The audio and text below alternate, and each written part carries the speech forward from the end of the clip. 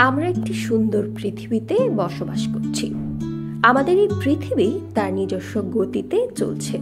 ভোরে সূর্য উঠছে, আবার সেই সূর্য অস্ত যাচ্ছে। এভাবেই পৃথিবী তার স্বাভাবিক রূপে প্রতিনিয়ত পরিবর্তিত হচ্ছে। তবে পৃথিবীর এই স্বাভাবিক রূপ কিন্তু কখনো কখনো অস্বাভাবিক হয়ে ওঠে। আমাদের সুস্থ পৃথিবীটাও মাঝে মধ্যে অসুস্থ হয়ে পড়ে। আর এর কারণ হলো জলবায়ু পরিবর্তন, ইংরেজিতে যাকে আমরা বলছি ক্লাইমেট চেঞ্জ। আর এই জলবায়ু পরিবর্তনের সবচেয়ে বড় কারণ বৈশ্বিক উষ্ণায়ন বৃদ্ধি, অর্থাৎ গ্লোবাল ওয়ার্মিং। আমাদের এই পৃথিবী যখন অনেক উত্তপ্ত হয়ে যায়, এর তাপমাত্রা যখন অনেক বেড়ে যায়, তখন তাকে আমরা গ্লোবাল ওয়ার্মিং বলে থাকি। আর এই গ্লোবাল ওয়ার্মিং এর ফলে সবচেয়ে ক্ষতিগ্রস্ত দেশের মধ্যে আমাদের এই বাংলাদেশ অন্যতম। এই সময়ে বাংলাদেশে যেসব বড় বড় প্রাকৃতিক দুর্যোগ বা ন্যাচারাল ডিজাস্টার্স দেখা দিচ্ছে, তা মূলত ক্লাইমেট চেঞ্জের কারণেই দেখা দিচ্ছে।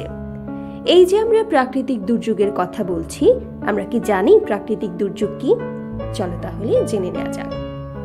মাঝে মধ্যে আমাদের প্রকৃতি অনেকটা বিরূপ রূপ ধারণ করে, যাকে আমরা প্রাকৃতিক দুর্যোগ বলে থাকি।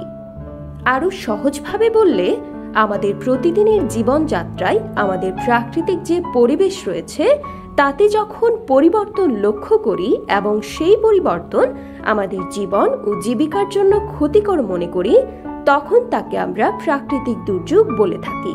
যেমন ঘূর্ণিঝড়, কালবৈশাখী, টর্নেডো, জলোচ্ছ্বাস, শিলাবৃষ্টি, অনাবৃষ্টি, ভারী বর্ষণ, বন্যা, ভূমিকম্প প্রভৃতি।